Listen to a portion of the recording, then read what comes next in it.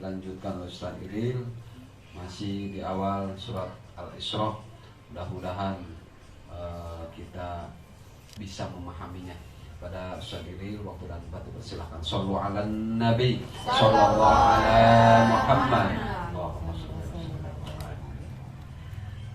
Bismillahirrahmanirrahim. Assalamualaikum warahmatullahi wabarakatuh.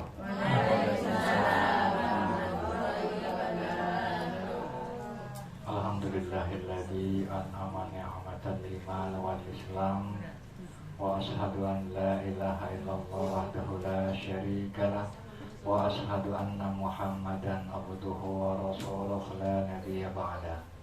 Allahumma salli wa sallim wa barik ala sayyidina Muhammadin wa ala alihi wa sahbihi ajma'in, amma ba'du.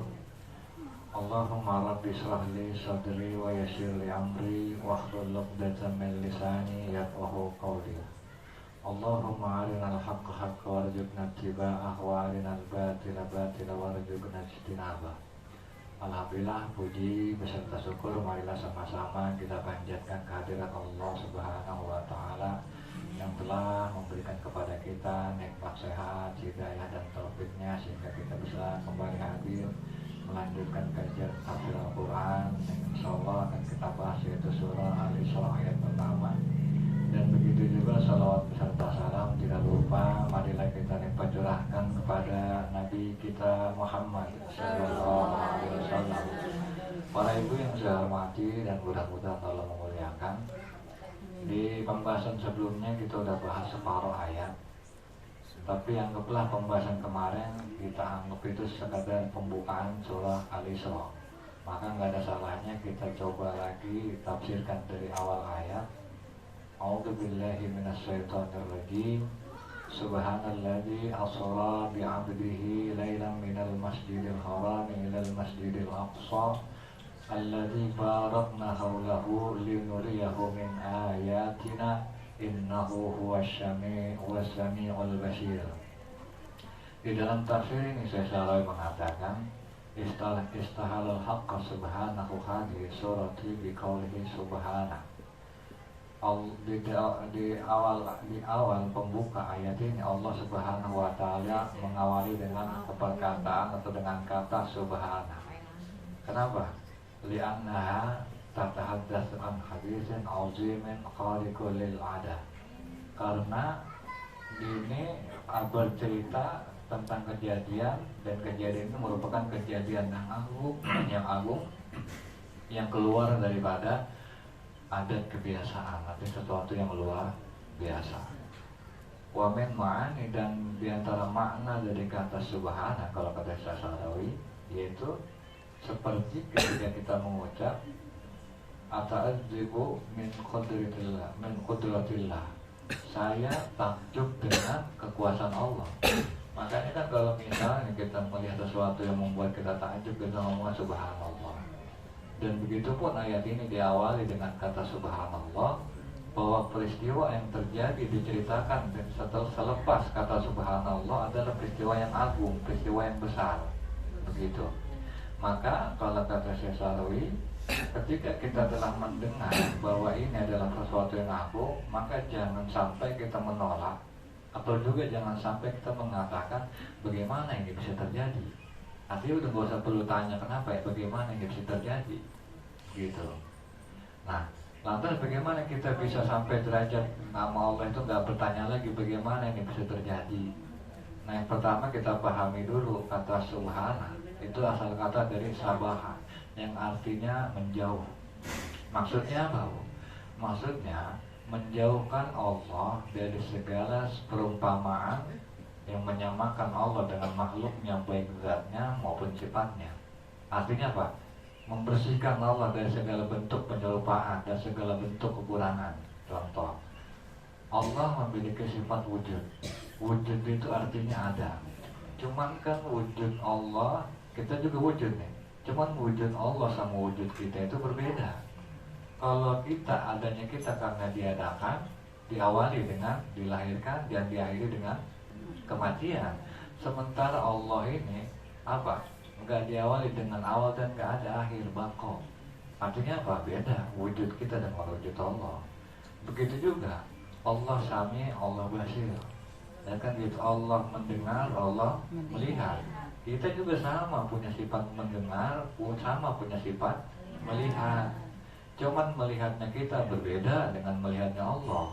Kalau kita melihat membutuhkan sesuatu perantara, kita melihat membutuhkan mata, kita mendengar membutuhkan telinga. Kalau telinga kita dicolok, mata kita dicolok, udah nggak bisa melihat kita, udah nggak bisa ngedengar kita.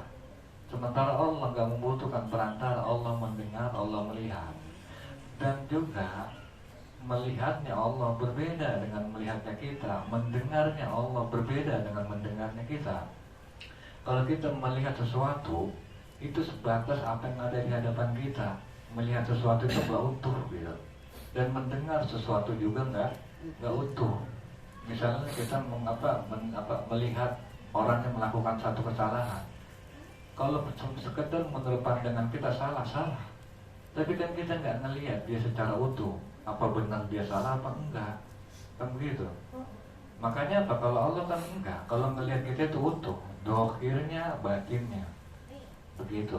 Makanya kalau kita pengen jadi atau meniru sifat Allah, yaitu hakim, bijaksana, maka tiru dulu sifat Allah melihat, mendengar. Maksudnya apa? Kalau melihat sesuatu itu secara utuh, mendengar sesuatu itu juga secara utuh. Misalnya kita lihat orang yang berbuat salah, contoh anak kita misalnya. Anak kita berbuat salah, nyolong duit kita, ya kan? Kalau kita sekedar melihat secara dohir, kita maki-maki, lu brengsek, lu anak gak tahu diri, udah gua kasih masih nyolong, kan gitu. Padahal kalau kita mau meniru sifat Allah, mendengar secara utuh, melihat secara utuh apa isi hati anak, kita tanya, kamu kenapa? Kok sampai nyuruh duit bapak? Jadi begini Pak, saya punya teman susah, begini-begini, jadi saya mau. Kalau kita tahu dalam ternyata anak itu bukan jahat, malah baik, ya, bantu temannya. Kalau misalnya kita melihat anak kita secara utuh, mendengar kesaksian anak secara utuh. Kalau kita melihat sebatas yang kita dengar dari satu pihak, ini anak nggak benar, kita maki-maki misalnya. Itu kan apa? Nggak bijak kita. Makanya pengadilan, tahu Bu, pengadilan.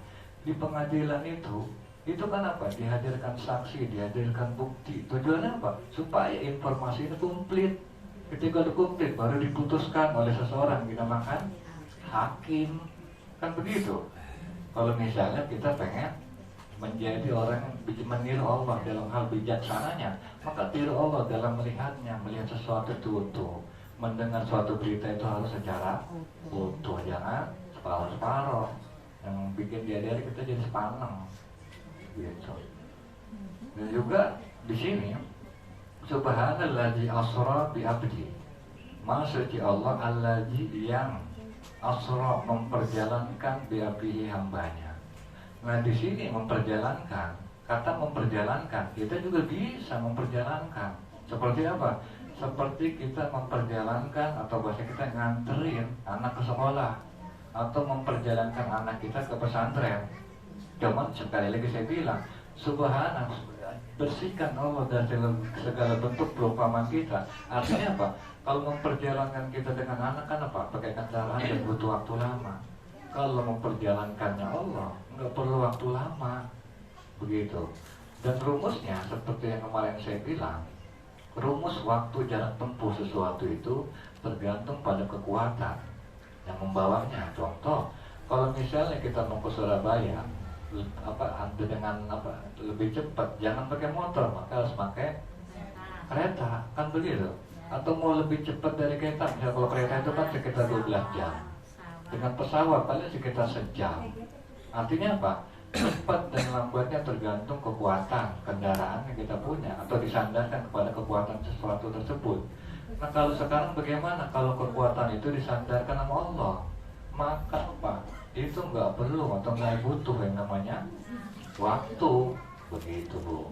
Nah yang jadi pertanyaan kan apa? Seperti kemarin saya bilang, kan yang namanya Isra Mi'raj ini ada waktunya. Nah inilah yang perlu kita ketahui, bahwa dalam perjalanan Isra maupun Mi'raj itu Nabi mampir-mampir. Kita mampir misalnya ke Madinah, dari Madinah mampir sholat, kemudian sholat, juga gitu di Turkina mampir sholat, terus juga di Bethlehem sholat mampir di situ, dan juga ketika naik ke atas ke Sidratul Muntaha mampir-mampir.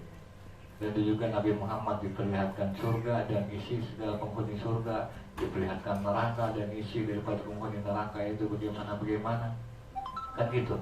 Itu melalui perjalanan Isra Mi'raj. Artinya apa? Ada jarak. Dan juga bi'abdihi. Apa yang dimaksud sini bi'abdihi? Sesare mengatakan al-abdu kalimatun tutliqu ala ruhi wa jasadi ma'an. Jadi kata abdi di sini itu menunjukkan apa, kalimat itu mengacu ruh dan jasad. Artinya Isra Mi'raj itu yang melaksanakan. Isra dan Mi'raj itu bukan cuma ruhnya Nabi, tapi ruh dan jasadnya Nabi. Buktinya apa? Buktinya sampai kan ada tuduhan Nabi itu bohong, pendusta. Kalau misal Nabi sekedar ngaku gua malam mimpi Isra Mi'raj, nggak bakal tuh dituduh bohong.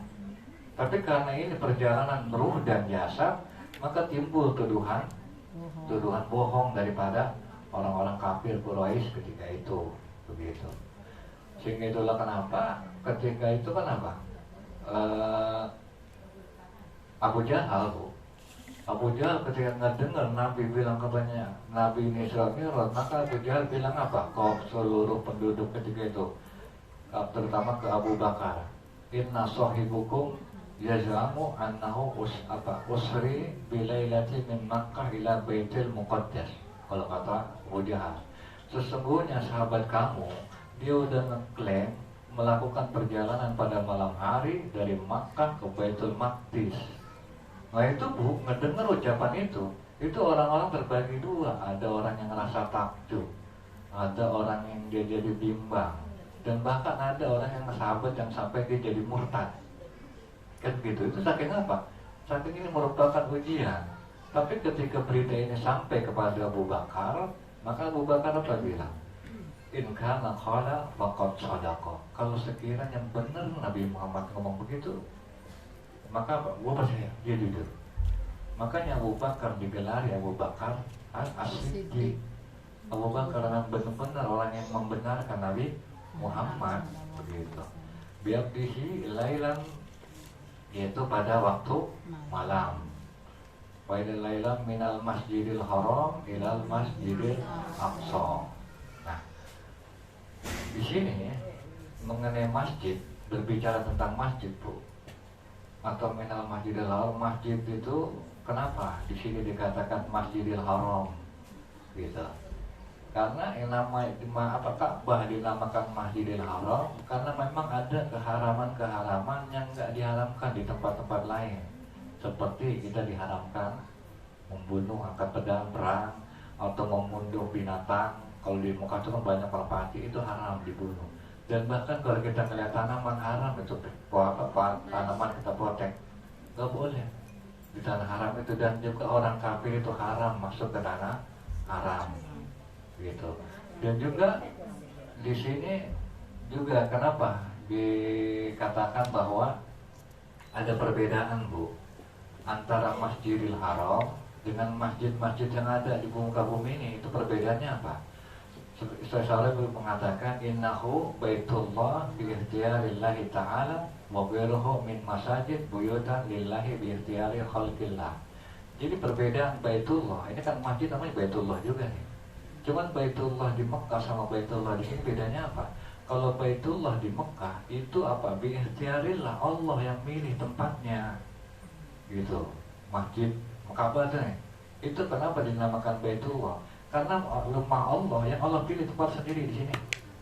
Sementara Baitullah atau masjid-masjid yang ada nih di seluruh dunia itu adalah apa? Rumah Allah yang yang titiknya manusia yang boleh pilih. Yang pemilik wakaf misalnya kan. Nah, oleh karena itu kenapa rumah Allah yang Allah boleh pilih dijadikan kiblat dari rumah-rumah Allah yang manusia pilih. Semua nih masjid yang ada di dunia itu berkiblatnya ke rumah Allah yang memang itu rumah Allah yang Allah pilih sendiri titiknya, begitu. Dan juga yang perlu kita ketahui bahwa namanya masjid kalau kata Rasulullah, waju'ilatil arda masjidan wa tahuran. dan menjadikan kepadaku bumi itu masjidan wa tuhuran. Seluruh bumi itu sebagai masjid dan suci. Maksudnya apa? Kita boleh sholat di mana aja, gitu. Artinya kan kalau kita nggak kayak orang Kristen, ibadah cuma di gereja doang. Kita sholat bisa di rumah, bisa di masjid, dan jelas semua bumi Allah itu suci dan boleh kita sholat di situ. Cuman ada perbedaan masjid dengan sesuatu yang dikatakan benar-benar masjid dengan masjid yang ada seperti di mal-mal. Itu ada perbedaan. Jadi perbedaannya gimana? Jadi namanya wal masjidu la yusammal masjidan illa idza kana binaan mustaqilan minal ardi ila sama. Jadi masjid bu enggak benar dikatakan masjid kecuali dia itu merupakan satu bangunan yang dari bumi sampai langit. Maksudnya gimana?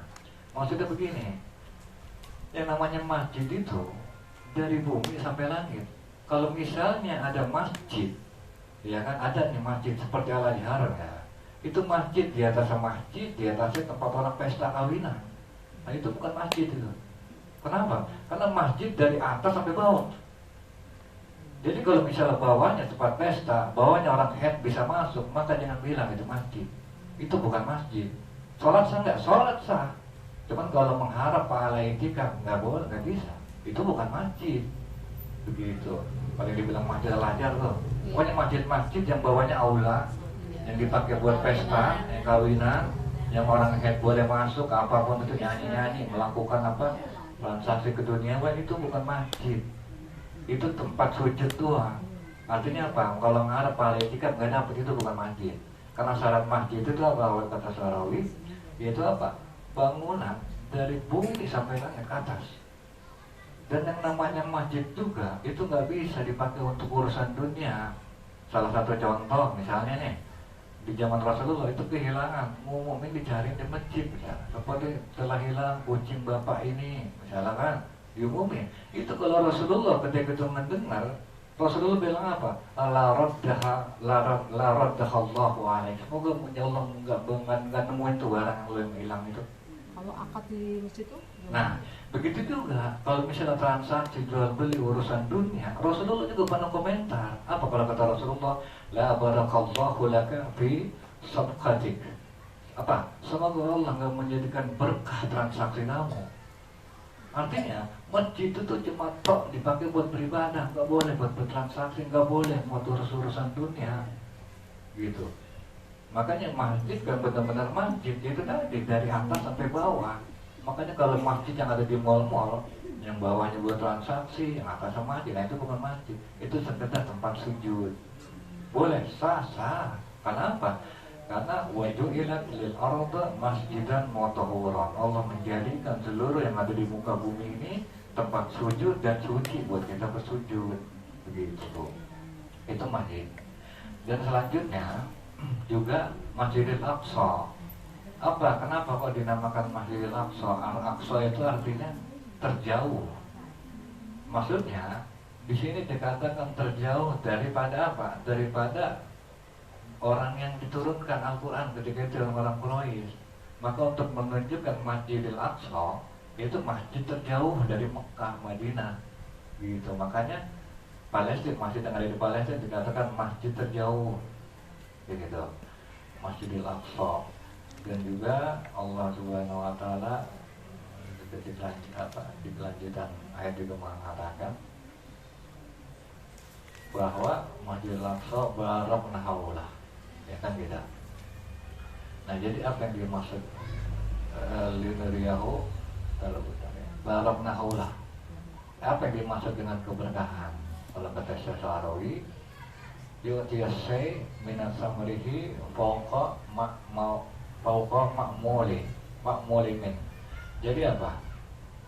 Menghasilkan sesuatu dari buah-buahan fawqa makmulimin, yaitu melebihi sesuatu yang diharapkan. Kayak kita nih panen padi nih. Padahal masih prediksi kita paling misalnya seton doang misalnya. Toto dapat 2 ton, nah itulah yang dimaksud berkah. Atau kita bikin masakan nih, sebenarnya bikin buat 2 orang, tahu-tahu 5 orang itu bisa. Atau misalnya nih ibu-ibu datang kemari kan, cuma sekedar bawa apa dikumpul satu ngumpul tuh makanan jadi satu, dan semuanya ngerasa senang nikmatin, itulah berkah gitu. Dan di Mekah di Masjidil Aqsa dikatakan lu barakna haulah, diberkahi sekitarnya. Maksudnya apa? Diberkahi baik itu barakatut dunyawiyah wa barakatut diniyah. Apa berkah duniawiyahnya buat Masjidil Aqsa? Masjidil Aqsa itu subur, nama apa aja sih tumbuh gitu, itu keberkahan dunia. Nah lantas apa barakatut dunia, keberkahan dunia? Di Palestina itu tempat turunnya para nabi begitu, mulai Nabi Ibrahim, Nabi Yakub, Nabi Isa, Nabi Musa, Zakaria, Yahya, itu diturunkan di Palestina. Dan itulah bentuk daripada keberkahan dunia, yaitu daripada Palestina. Dan juga linuriyahu min ayatina, agar apa? Di sini dikatakan lam guna li ta'lil. Ini lamnya itu adalah sebagai penjelasan atau alasan. Min ayatina, supaya apa? Supaya Nabi Muhammad melihat tentang apa? Tentang kebesaran Allah. Makanya kan di sini boleh dikatakan apa? Jadi kalau kata Syekh Harawi, bahwa Isra Mi'raj ini itu bukan Allah sekedar menghibur Nabi Muhammad. Memang Nabi Muhammad sedih karena ditinggal istri, iya Nabi Muhammad sedih ditinggal paman. Tapi yang namanya Isra Mi'rajnya Nabi Muhammad, atau di Isra Mi'rajnya Nabi Muhammad, itu Allah bukan sekadar menghibur. Akan tetapi apa bu? Allah sejatinya memberikan dukungan kepada Nabi Muhammad. Kalau sekedar menghibur mah nggak perlu begitu juga. Artinya apa? Bahwa Allah memberikan dukungan kepada Rasul, bahwa Allah itu melindungi. Buktinya apa? Buktinya dia bisa menembus hukum Allah. Buktinya dia melakukan sesuatu yang di luar keajaiban. Seperti siapa? Seperti Nabi Ibrahim. Nabi Ibrahim bu, ketika dilempar ke kobaran api, ya kan? Itu menunjukkan Allah selamatkan Nabi Ibrahim, itu menunjukkan apa bu?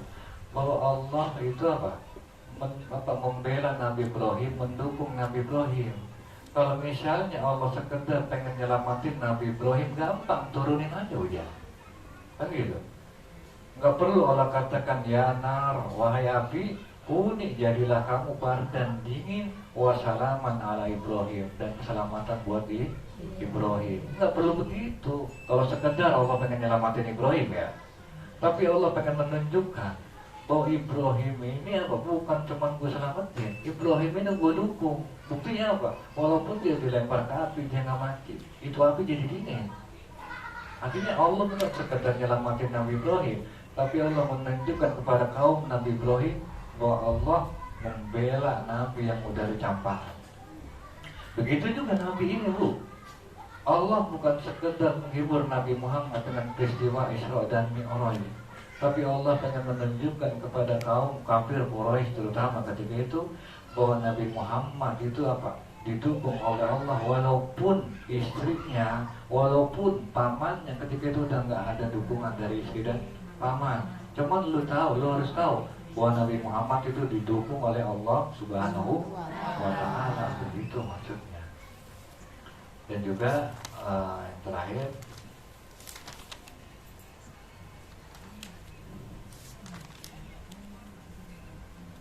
mungkin itu aja udah mengenai Isra Mi'raj. Soalnya mungkin akan sedikit dikupas oleh Ustaz Hamid. Pada beliau silakan.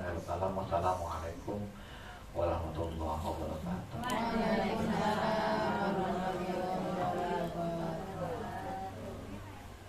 Baik.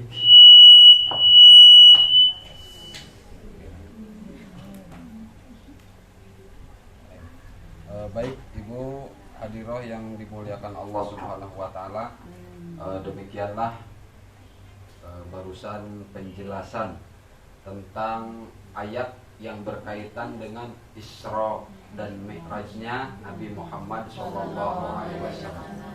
Ini kan kita udah masuk bulan Maulid, berapa bulan lagi nanti Isra Mi'raj.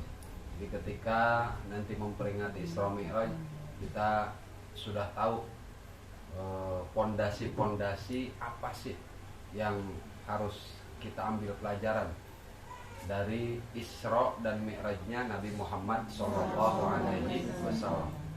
Jadi jangan sampai kita ini tiap tahun memperingati Isra Mi'raj, tiap tahun Rajaban, tapi masih begitu-begitu aja, kan begitu. Ya kita kan kalau Nabi itu sampai ke Sidratul Muntaha, kan begitu. Ya kita nggak mesti ke Sidratul Muntaha lah, karena kita itu bukan beliau. Tapi seenggak-enggaknya setelah kita menyimak, memahami tentang Isra Mi'raj, kita bisa lebih kuat dalam menjalankan kehidupan ini. Jadi kuatnya kita itu bukan dikuat-kuatkan, tapi memang kuat. Karena apa? Karena sandaran kita jelas. Sandaran kita adalah Allah Subhanahu wa Ta'ala. Makanya dalam penjelasan tentang Isra Mi'raj ini harus kita garis bawahi betul tadi yang disampaikan oleh Ustaz Iril, bahwa kenapa sih Nabi ini bisa sampai ke Sidratul Muntaha? Karena yang memperjalankannya Allah Subhanahu wa Ta'ala. Kalau jalannya pakai kereta, pakai pesawat itu nggak nyampe. Karena kalaupun misalnya sampai, itu menurut perhitungan tentang kecepatan, kalau misalnya jarak tempuh seperti itu dengan waktu yang ada, itu bisa hancur lebur. Jadi istilahnya tidak mungkin lah. Jadi seperti itu. Kalau misalnya kita bersandarnya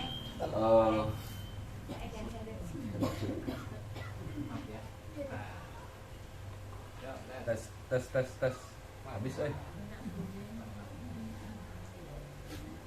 tes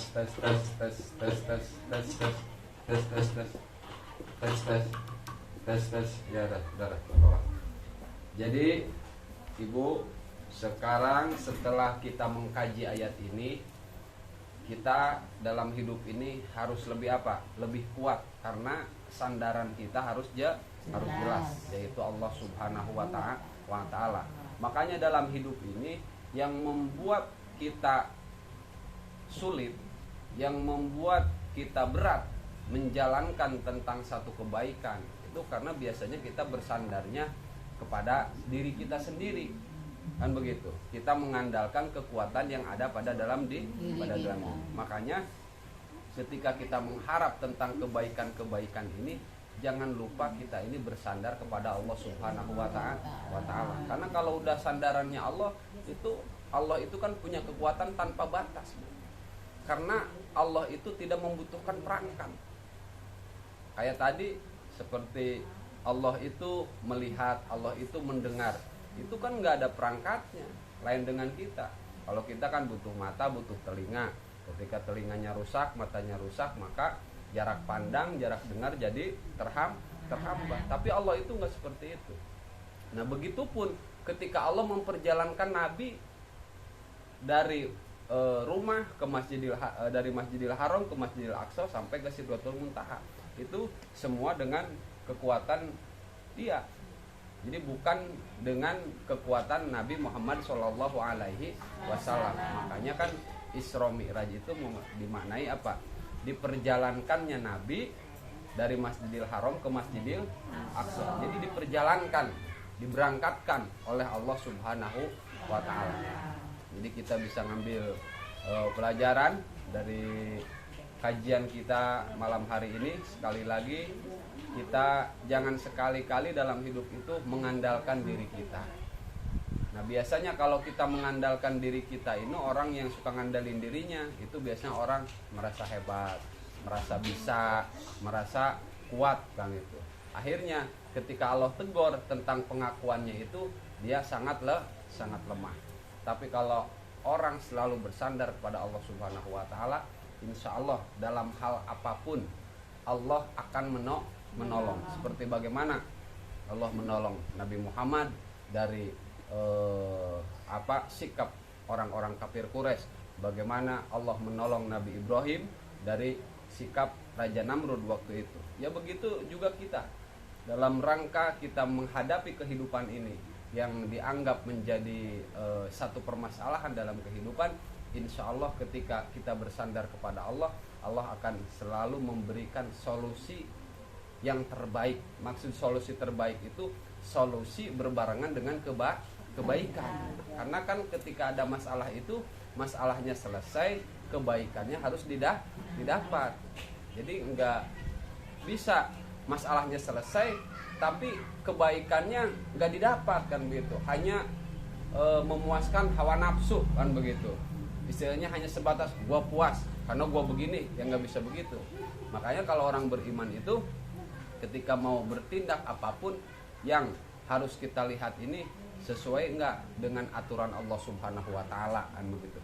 Karena kalau misalnya tidak sesuai dengan aturan Allah, maka kita akan jauh dari pertolongan Allah Subhanahu wa taala. Itu yang pertama. Yang kedua, tadi masalah masjid, takrif dari masjid Ibu harus dipahami betul supaya nanti kita tahu gitu.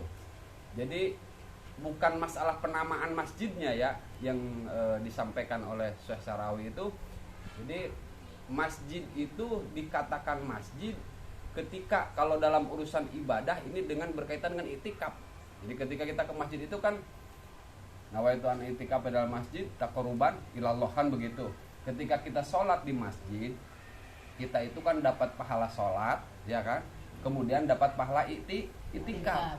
Tapi kalau masjid yang bukan masjid yang istilahnya dari tanah sampai ke langit, itu ya sekedar kita itu mendapatkan kebaikan yang apa kita lakukan. Misalnya kita sholat di situ ya ada pahalanya pahala sholat, tapi pahala itikafnya nggak ada. Gitu. Masjid itu seperti itu. Kayak misalnya kayak Sadiril itu kan ada sholanya di rumahnya di atas, itu nggak termasuk walaupun itu dikhususkan. Karena apa? Bawahnya kan rumahnya, ya kan? Atasnya rumahnya juga. Jadi kalau masjid itu ya dari tanah sampai ke langit itu nggak ada penghalang kecuali masjid. Dan sekarang itu banyak orang yang melupakan pemahaman tentang masjid yang sekarang dibangun. Karena apa? Karena banyak kepentingan duniawi, masalah ekonomi, masalah segala macam lah. Tapi nggak masalah juga seperti itu. Cuman kan yang harus digarisbawahi itu hanya sebatas kalau kita mau iktikaf di situ nggak bisa. Maksud iktikaf itu apa? Bukan berarti kita nggak boleh duduk di situ. Duduk itu ya boleh-boleh saja itu. Cuman pahala iktikafnya nggak dapat. Karena yang namanya iktikaf itu hanya di masjid. Maksudnya masjid yang benar-benar menurut aturan Allah Subhanahu wa taala. Mungkin itu saja yang bisa saya sampaikan.